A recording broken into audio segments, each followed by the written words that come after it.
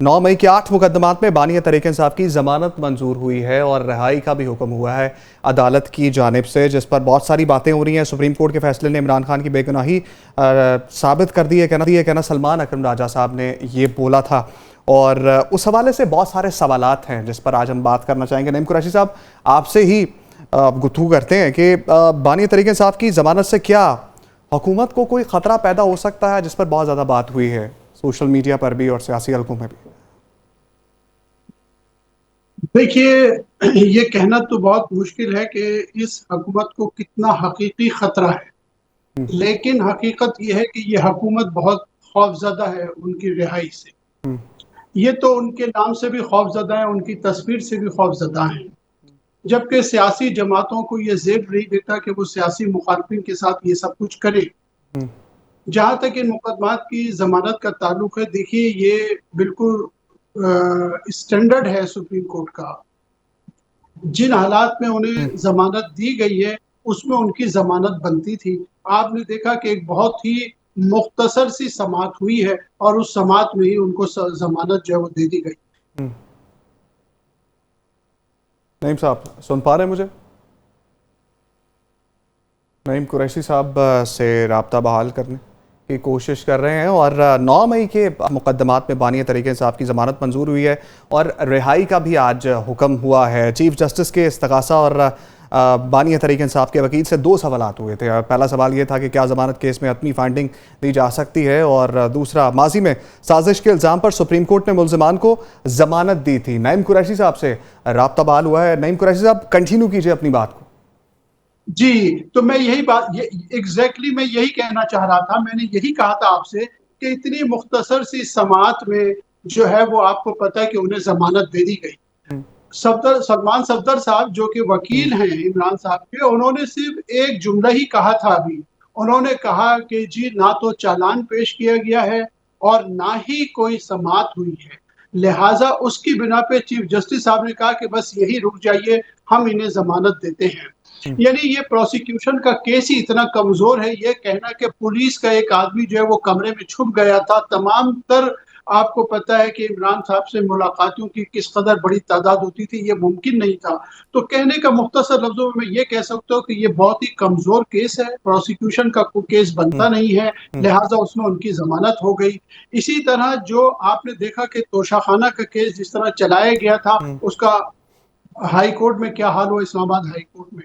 इसी तरह जो है साइफर का केस हमने देखा। इसी तरह इद्दत का केस जो है वो एक निहायत ही बेहुदा केस था, उसका जो हाल आपने देखा कि हाई कोर्ट में हुआ।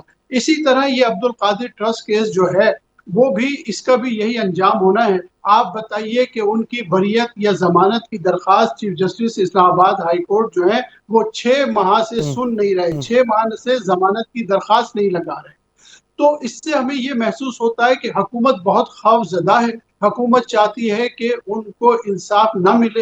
हुकूमत को ये बात मालूम है कि ये हमारा केस बहुत कमजोर है। सियासी तौर पे आप कितना भी कहते रहें, लेकिन कानूनी तौर पे ये केस बहुत कमजोर है। और आपने देखा कि जिन लोगों को सजाएं दी गई हैं उसमें ऐसे ऐसे लोग भी थे जो मौके वारदात पे मौजूद ही नहीं थे। यानी ऐसे लोग भी थे कि जो लाहौर में मौजूद नहीं थे। कुरैशी साहब, लेकिन उनकी ऑडियोज मौजूद थी बहरहाल। लेकिन आज जो मामला सामने आया है, सवाल ले लीजिए। देखिए मैं आपसे पूछता हूँ, मेहरबानी करके इस बात की मैं वजाहत करना चाहता हूँ। बार बार ये कहा जाता है ऑडियोज या वीडियोज, जिन लोगों को सजाएं दी गई हैं उनकी कोई ऑडियोज वीडियोज नहीं थी।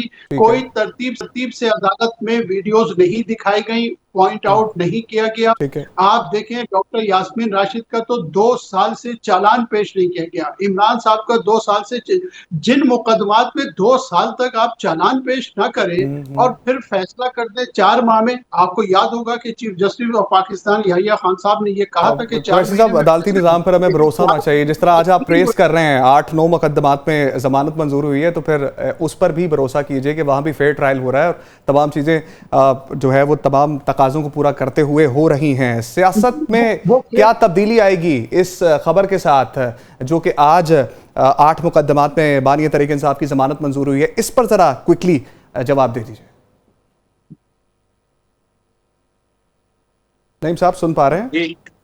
जी, जी, जी आप जी, आप मेरे से मुझसे बात कर रहे हैं या कुरैशी साहब अब्दुल्ला से? साहब ने भी हमें ज्वाइन कर लिया है दोबारा से। अब्दुल्ला साहब, आप ये बता दीजिए कि जिस तरह 9 मई के 8 मुकदमात में बानिया तरीक़न साहब की ज़मानत मंजूर हुई है, रिहाई का भी हुक्म हो गया है, किस तरह से देख रहे हैं इस तमाम सिनेरियो को? क्या हम ये समझें कि आगे आने वाले दिनों में भी अदालत की जानिब से कुछ मज़ीद रिलीफ मिल सकता है बानिया तरीक़न साहब को, या मिलने वाला है? देखिए, अभी आपने बड़ी अच्छी बात कही कि हमें अदालतों पे भरोसा होना चाहिए है। इन्हीं अदालतों ने सज़ाएँ भी दी, इन्हीं अदालतों ने रिलीफ़ भी दिए और ये वक़्त ही बताएगा कि इसका क्या नतीजा निकलता है। लेकिन मैं नहीं समझता कि 9 मई जिस तरह से उसको अभी आईएसपीआर की जानिब से एक कौमी जुर्म जो है वो करार दिया गया है। एक कौमी जुर्म के मुर्तकिब लोग जब तक के मेरे ख़्याल में अपनी सज़ा नहीं भुगतेंगे और अपने किए के ऊपर नादिम नहीं होंगे, तब तक मैं नहीं समझता कि कोई रिलीफ जो है वो मिल सकेगा, क्योंकि बात ये है कि एक जुर्म हुआ। अगर एक तरफ अदालत से मैं ये ज़रूर कहूँगा बेगुनाह किसी को जो है वो नहीं मतलब पकड़ होनी चाहिए। लेकिन 9 मई का जो एक वाक़या है वो पाकिस्तान के खिलाफ जो है वो एक साज़िश थी। वो हमारे कौमी इदारों के खिलाफ साज़िश थी। हमारे शोहदा की बेतौकीरी की गई, हमारे अमलाक को नुकसान पहुँचाया गया, हमारे कौमी सलामती के इदारों के ऊपर हमले किए गए, हमारी पहली दिफाई लाइन आईएसआई के ऊपर हमला किया गया, बिल्कुल। हमारे GHQ symbol of pride for Pakistan को जो है वो आपने जो है निशाना बनाया।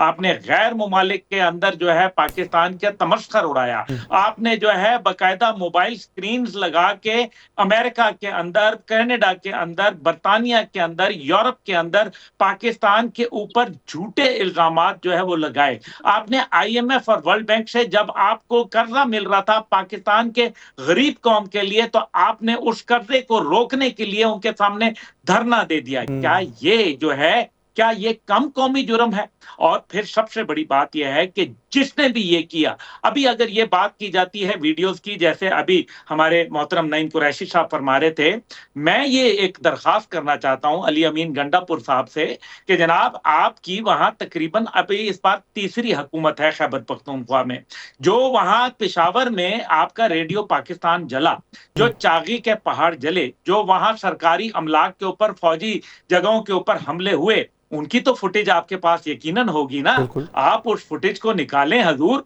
आप उसको सुप्रीम कोर्ट में लेके जाएं, आप उसको हाई कोर्ट खैबर पख्तूनख्वा के अंदर लेके जाएं। क्या आपने उसके ऊपर कोई कमेटी बनाई? क्या आपने फैक्ट फाइंडिंग मिशन जो है वो बनाया?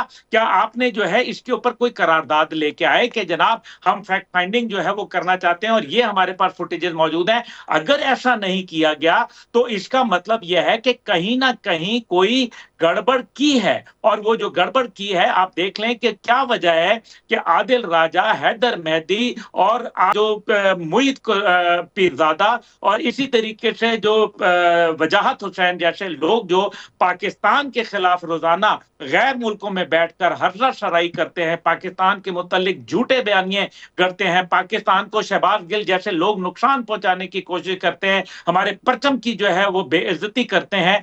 आप मुझे सिर्फ बताइए कि क्या वजह है कि पीटीआई के लोग उनको फॉलो करते हैं? क्या वजह है कि पीटीआई ने 9 मई के अंदर जिन लोगों के वेरीफाइड अकाउंट्स के जरिए पाकिस्तान के खिलाफ और पाकिस्तान के रियासती इदारों के खिलाफ जहर उगला, चलें इसको भी छोड़ दें, मुझे बताएं न्यूट्रल को जानवर किसने कहा था? किसने जो है वो उस टाइम पे उंगलियां उठाई थी? किसने जो है आर्मी चीफ के बनने के ऊपर कहा था कि जनाब ठीक है। किसी सूरत जो है वो जनरल आसिम मुनीर को जो है वो ना बनने दिया जाए ठीक हो आर्मी गया। चीफ?